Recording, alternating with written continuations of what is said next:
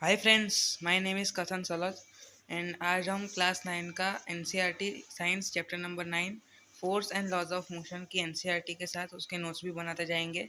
सो आई hope आपको ये physics एकदम क्लियर हो जाएगा। तो पहले स्टार्ट करते हैं। तो इस चैप्टर के नाम से हम उसको समझने की कोशिश करते हैं। तो फोर्स जो होता है वो पहले होता क्या है। तो फोर्स इज़ अ पुश और पुल ऑन एनी ऑब्जेक्ट। ये बेसिक डेफिनेशन है फोर्स का। आगे सेकेंड लॉ ऑफ मोशन में अब इसका डिटेल्ड होगा इसका। तो फोर्स एक्चुअली में दो टाइप के होते हैं, बैलेंस फोर्स और अनबैलेंस फोर्स।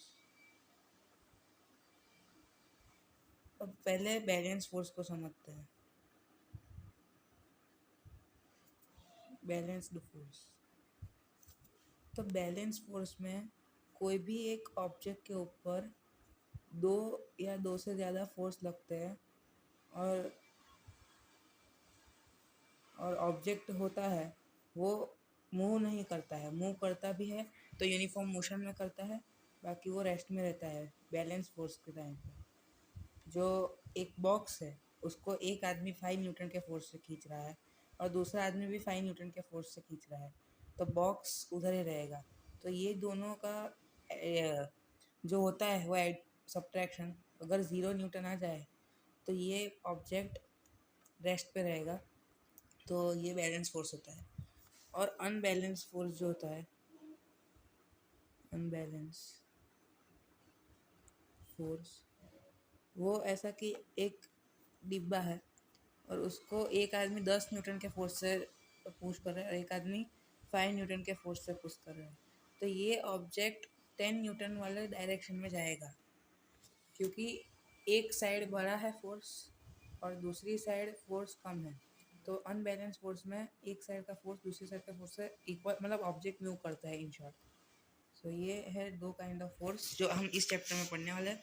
इस वीडियो में हम इसका शॉर्ट रिकैप, मतलब चैप्टर का देख लेंगे कि इस चैप्टर में क्या क्या है। अगले वीडियो में हम एनसीईआरटी की लाइन बाय लाइन समझेंगे। अब इस बैलेंस और अनबैलेंस फोर्स के बाद होता है first law of motion start. First law of motion. So first law of motion ऐसा कहता है कि अगर कोई ऑब्जेक्ट रेस्ट पे है, ये ऑब्जेक्ट रेस्ट पे है तो ये रेस्ट पे ही रहेगा, और ये अगर मोशन में है तो मोशन यूनिफॉर्म मोशन में ही रहेगा। अगर कोई external unbalance force, balance force जब तक उस ऑब्जेक्ट पर नहीं लगेगा तब तक वो ऑब्जेक्ट रेस्ट में होगा तो रेस्ट में ही रहेगा, और मोशन में होगा तो मोशन में ही रहेगा। जैसे कि जब जब एग्ज़ाम आती है तभी स्टूडेंट्स पढ़ाई स्टार्ट करते हैं।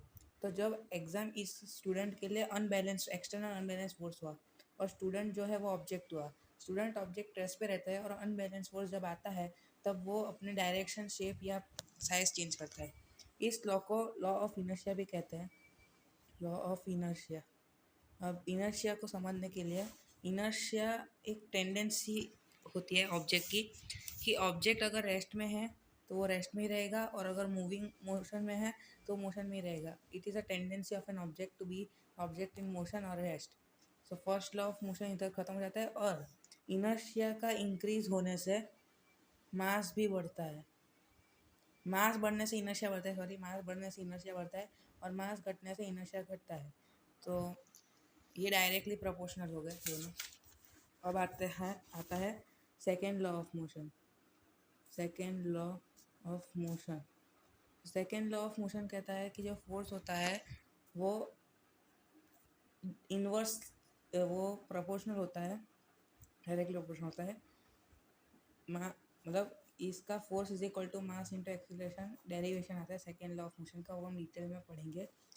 सो ये सेकेंड लॉ ऑफ मोशन जो फोर्स हो उसकी डेफिनेशन इम्प्रूव हो गई है, मास इंटू एक्सीलरेशन। मतलब फोर्स एक प्रोडक्ट है मास और एक्सीलरेशन का, सेकेंड लॉ ऑफ मोशन से। उसके बाद हम इस चैप्टर में पढ़ने वाले हैं थर्ड लॉ ऑफ मोशन, जो मैक्सिममली हमको सब पता ही होता है। Every action is equal to equal and opposite reaction. मतलब कोई भी एक एक्शन इक्वल और अपोजिट रिएक्शन के इक्वल होती है। सपोज एक ऑब्जेक्ट है रॉकेट, तो रॉकेट को हम जब फोर्स लगाएंगे नीचे से तभी वो ऊपर जाएगा इक्विवेलेंट फोर्स से।